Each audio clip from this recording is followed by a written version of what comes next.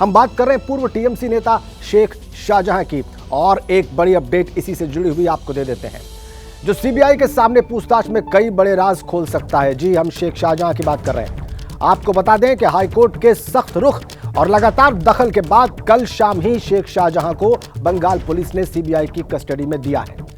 सूत्रों के मुताबिक पूछताछ में शेख शाहजहां कई बड़े नामों का खुलासा कर सकता है, कई बड़े राज खोल सकता है। हालांकि अभी तक उसने कुछ भी बताया नहीं है। तो आपको बताएं कि शेख शाहजहां का नाम संदेश खाली कांड में भी सामने आया है। हालांकि अभी उसे जो अरेस्ट किया गया है और जिस मामले में वो कस्टडी में है वो संदेश खाली कांड से नहीं जुड़ा है, लेकिन जिस तरह संदेश खाली बीते कई दिनों से सुर्खियों में बना हुआ है उसकी सबसे बड़ी वजह है शेख शाहजहां, जो ममता बनर्जी की पार्टी का नेता है। टीएमसी में था, बल्कि उसे सस्पेंड किया गया है। टीएमसी में उसकी तूती बोलती थी और 29 फरवरी को जब वो गिरफ्तार हुआ उसके बाद से भी उसकी हेकड़ी कम नहीं हो रही थी, क्योंकि आरोप है कि बंगाल पुलिस उसे वीआईपी ट्रीटमेंट जो दे रही थी। कहने वाले ये भी कह रहे थे कि ममता सरकार शाहजहां को बचाने की कोशिश कर रही है, और ये बात इससे भी जाहिर हुई कि कोर्ट के आदेश के बावजूद बंगाल पुलिस ने शेख को सीबीआई के हवाले नहीं किया था। 2 दिन तक टालमटोल की गई, दलील दी गई कि सीबीआई जांच के हाईकोर्ट के आदेश को सुप्रीम कोर्ट में चुनौती दी गई है, इसलिए शाहजहां को हैंडओवर नहीं कर सकते। लेकिन जब सुप्रीम कोर्ट ने मामले में फौरन सुनवाई से इनकार किया और हाईकोर्ट ने भी कस्टडी सौंपने का ऑर्डर दोबारा दिया, तो बंगाल पुलिस ने शाहजहां को सीबीआई के हवाले कर दिया।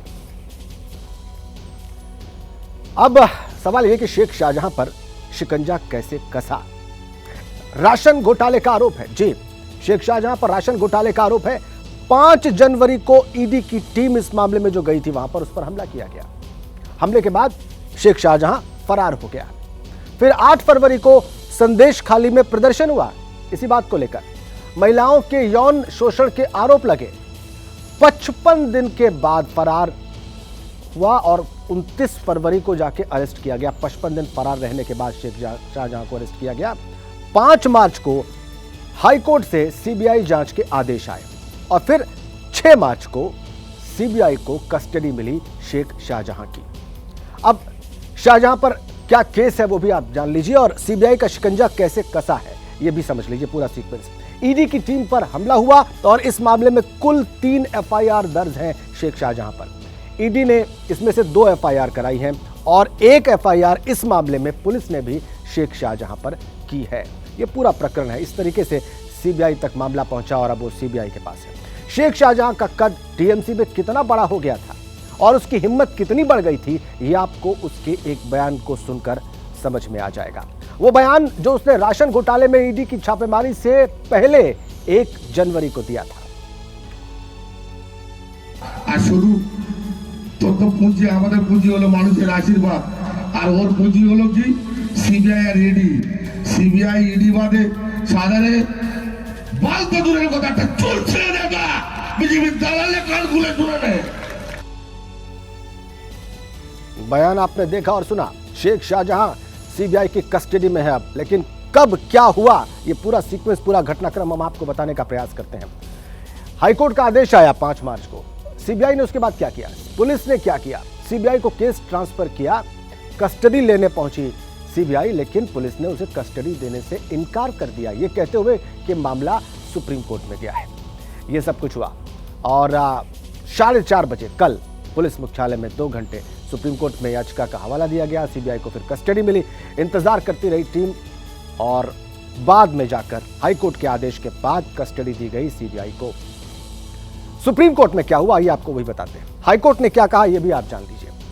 फौरन सुनवाई से सुप्रीम कोर्ट ने इनकार किया। फिर शाम को 4:15 बजे सीबीआई हाईकोर्ट पहुंची। कस्टडी के आदेश तब जाकर हाईकोर्ट से मिले। सीबीआई को फिर जाकर यह मामला हैंडओवर हुआ। फिर सीबीआई ने क्या किया ये भी आप जान लीजिए। पुलिस ने क्या किया ये भी समझ लीजिए। दोपहर 3:45 बजे 6:30 बजे शाम को पुलिस मुख्यालय पहुंची और सीबीआई को फिर शेख शाहजहां की कस्टडी मिली। फिर से एक बार हाईकोर्ट का आदेश लेना पड़ा। 48 घंटे सीबीआई के लिए बहुत मुश्किल भरे रहे। शाहजहां की कस्टडी सीबीआई को ना मिले इसके लिए बंगाल पुलिस ने कानूनी पेच फंसाए। परसों तो सीबीआई को खाली हाथ लौटना पड़ा, लेकिन हाईकोर्ट के दखल के चलते मजबूरी में पुलिस को शेख शाहजहां सीबीआई को हैंडओवर करना पड़ा। लेकिन जिस तरह आखिरी मौके तक उसे सीबीआई के शिकंजे से बचाने की कोशिश की गई, उसके बाद बीजेपी के साथ साथ कांग्रेस भी ममता सरकार पर सवाल उठा रही है। एक क्रिमिनल को बचाने के लिए ममता बनर्जी, जिसके अंडर होम मिनिस्ट्री है, हमारे मुख्यमंत्री जी, वो क्यों ऐसी इतनी डेस्परेट है? इस डेस्परेटनेस का कारण क्या है, ये हम सबसे पहले हमें पता करना चाहिए। आप लोग भी पता करिए कि शेख शाहजहां के पास क्या खजाना है जिसके कारण मुख्यमंत्री जी, पश्चिम बंगाल के मुख्यमंत्री, एक क्रिमिनल को बचाने के लिए इतना दूर तक जा रही है। और सबसे बड़ी बात ये तो कंटेम ऑफ कोर्ट है, और डीजी को और जो होम मिनिस्टर बंगाल के मुख्यमंत्री जी खुद होम मिनिस्टर है, इन दोनों को जेल में डालना चाहिए कंटेम ऑफ कोर्ट की करने के कारण। बंगाल की जो पुलिस बल है वो कभी नहीं मदद करेगी, और बंगाल की पुलिस बल की बिना मदद केंद्रीय जांच एजेंसी को कामयाबी कितने हद तक मिलेगी, इसमें मेरा खुद को बड़ा शंका है। मुझे ये नहीं लगता कि सीबीआई ईडी अपने बलबूते पे बंगाल में आकर, जहां सूबे की सरकार, खासकर यहाँ की पुलिस बल केंद्रीय एजेंसी की पुरजोर विरोध करेंगे। हर संभव तब्दीश जो केंद्रीय एजेंसी कर रहे हैं उनको नाकाम करने के लिए हर चाँत प्रयास करेंगे। उस माहौल में ये जांच पड़ताल क्या होगी, नतीजा क्या निकलेगी, मुझे इसमें बहुत सारे शक है।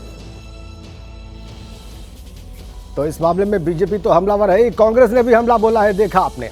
जैसे ही घड़ी का काटा दोपहर 2:30 पे आए, बबीता जी का दिल सास बहू साजिश के लिए मचल जाए।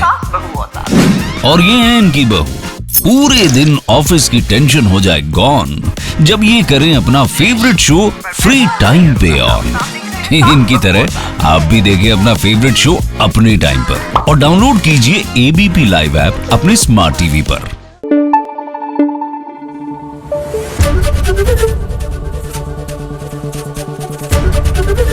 एबीपी न्यूज आपको रखे आगे।